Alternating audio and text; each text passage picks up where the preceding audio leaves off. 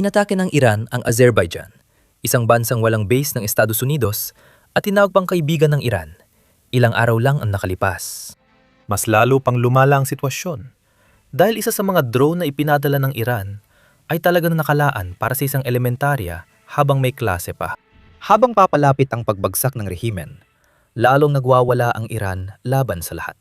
Bago tayo magkwento tungkol sa Azerbaijan, alamin muna natin kung ilang bansa ang nadamay ng Iran sa digmaang ito. Sa isang panig, naroon ang Israel at Estados Unidos at posibleng sumama rin ang mga grupong Kurdo. May magkakaibang ulat dito na tatalakayin ko sa ibang video. Narito ang mga bansang inatake ng Iran. Kasama rito ang Azerbaijan, Bahrain, Iraq, Jordan, Kuwait, Oman, Qatar, Saudi, UAE, Turkiya, Pransya, Gresya, Italia, Netherlands, Espanya, UK at Cyprus. May mga proxy ng Iran na inuutusan ng IRGC na sumali sa digmaan at umatake sa ibang bansa. Ito ay ang Hezbollah, Palestinian Islamic Jihad, Popular Mobilization Forces at iba pa na kaalyado ng IRGC. Lumawak na ang digmaan, kaya umaatake na ang Iran kahit sa mga bansang walang base ng Estados Unidos. Narito ang isang pangunahing halimbawa. Kagabi, oras sa Estados Unidos, kaya umaga sa Iran, inatake ng Iran ang paliparan ng Nakhchivan, isang exclave ng Azerbaijan sa hangganan ng Iran ito. Tingnan ang pag-atake.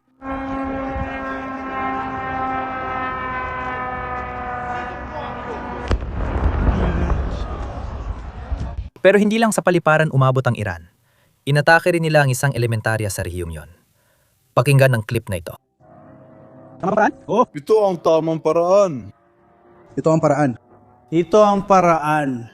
Umiiyak siya. Tingnan mo, tingnan mo, tingnan mo!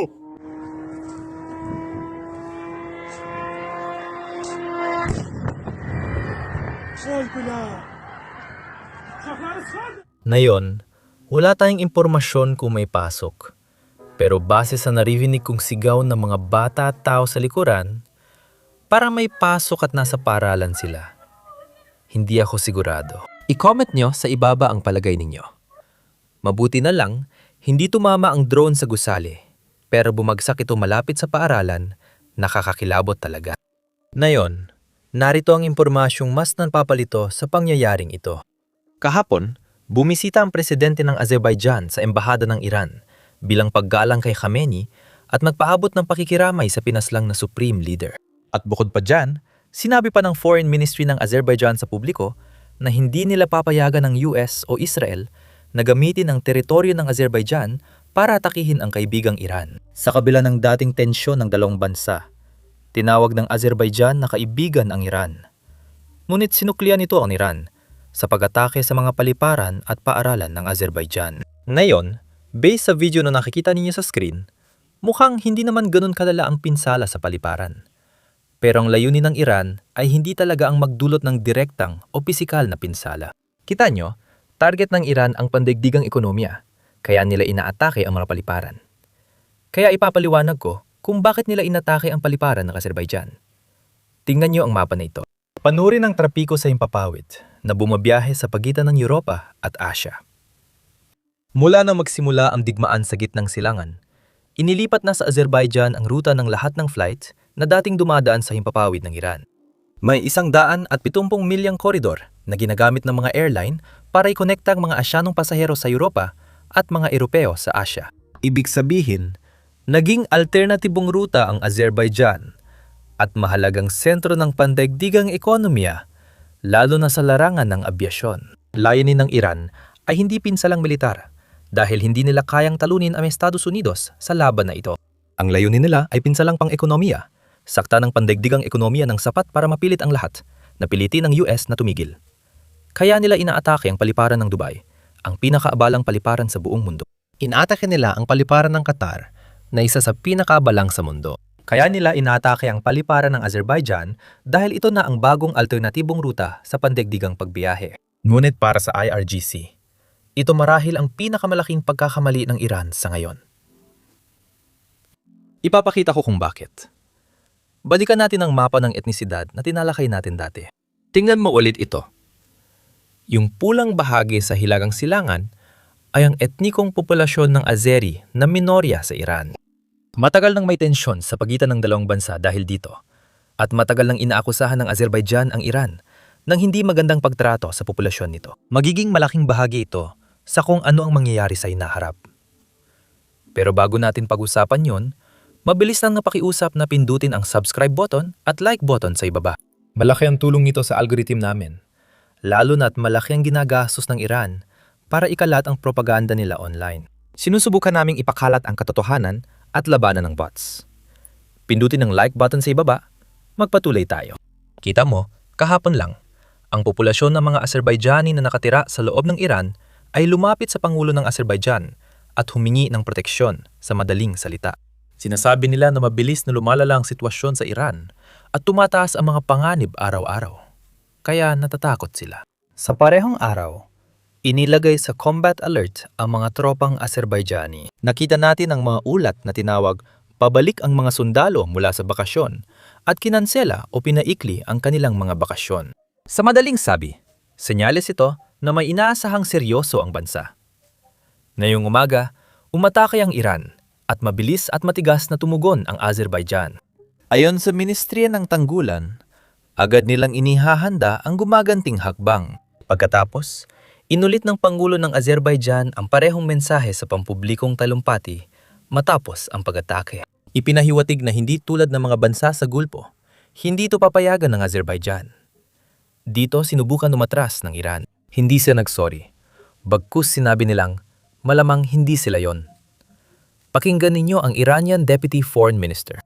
Deputy Foreign Minister, ilang minuto lang ang nakalipas nang matanggap namin ang balitang tinarget ng Iran ang Nakhchivan Airport sa Azerbaijan. Dumating ang balitan ito bago kami sumalang sa ere. Ano po talagang nangyari? Ano ang impormasyon ninyo tungkol sa insidente sa Nakhchivan, Azerbaijan? Bismillahirrahmanirrahim. Hindi namin tinatarget ang karatig bansa, alam nyo naman. Tungkol sa insidenteng ito, narinig ko lang ito mula sa iyo. Dapat kong imbestigahan kung ano ang pinagmula ng impormasyon at ang uri ng impormasyon at makakapagbigay ako ng komento pagkatapos. Maraming salamat. Tiyak na ang polisiya ng Islamikong Republika.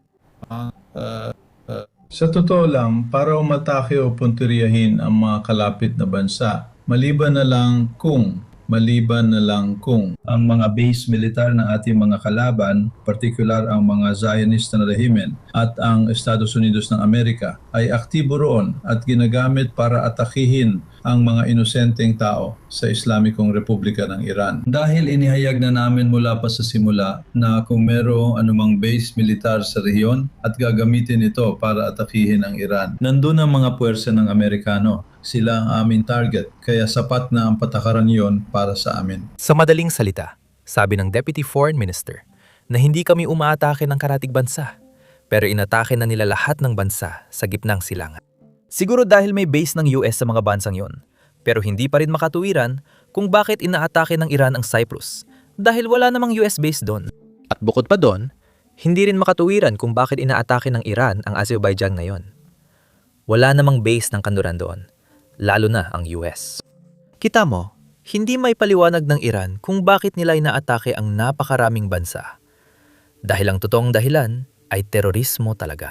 Sinusubukan nilang palalayan ng sakit, patayin ang mga sibilyan, at dagdagan ng pinsalang pang-ekonomiya sa buong mundo. Tila nais ng Iran na magpataw ng kolektibong parusa sa mundo dahil hindi sila pinayagang magkaroon ng sandatang nuklear. Pero sa kasamaang palad, hindi nila pwedeng sabihin yan sa pambansang telebisyon o kahit sa internasyonal na telebisyon. Kaya gumagawa sila ng mga kasinungalingan na hindi naman tumutugma sa mga ginagawa nila. Buti na lang, hindi naniwala ang Azerbaijan sa binibenta ng Iran. Matapos ang pahayag ng Iran, agad sumagot ang mga opisyal ng Azerbaijan at sinabi, kahit iginagalang ng Iran ang soberanya ng mga kalapit bansa, 4 na Iranian drone ang kumpirmadong tumarget sa sibilyang pasilidad at isang sekundaryang paaralan. Inaasahan naming itigil ng armadong puwersa ng Iran ang pagtanggi at humingi ng paumanhin. Direkta ng kinondena ng Azerbaijan, walang diplomatikong pag-iwas. Hindi lang Azerbaijan ang bagong bansang inatake ng Iran kahapon. Isa pang bansa ang Georgia na hindi pa natin napag-uusapan. Balikan natin ang mga nangyari. Sabi ng mga lokal na awtoridad ng Georgia, nagkaroon ng drone attack sa kanilang teritoryo at aktibo na ang air defense para pigilan ito. Hindi ito nagkataon lang. Mayroon talagang isang partikular na target ang Iran na sinusubukan nitong atakihin. Ang Baku-Tbilisi-Kehan pipeline ay mula Azerbaijan, dadaan sa Georgia, Turkey at magtatapos sa Mediterranean. Ito nagbibigay ng halos 30% ng langis ng Israel. At mukhang noong inatake ng Iran ang Turkey kahapon, sinusubukan nilang targetin ang pipeline na ito. At mukhang yun din ang sinusubukan nilang gawin noong inatake nilang Georgia. Layunin ng Iran na maranasan ng Israel ang sakit ng digmaan, lalo na sa loob ng bansa. Sa halip na direktang atakihin ng Israel, gumagamit sila ng iba pang paraan at tinatarget ang supply ng langis ng Israel. Taming panahon ang makakapagsabi kung palalawakin pa ng Iran ang digmaan. Pero mukhang hindi gumagana ang mga taktika nila. Yan ang update ko. Ako si Sam, magkita tayo sa susunod na video.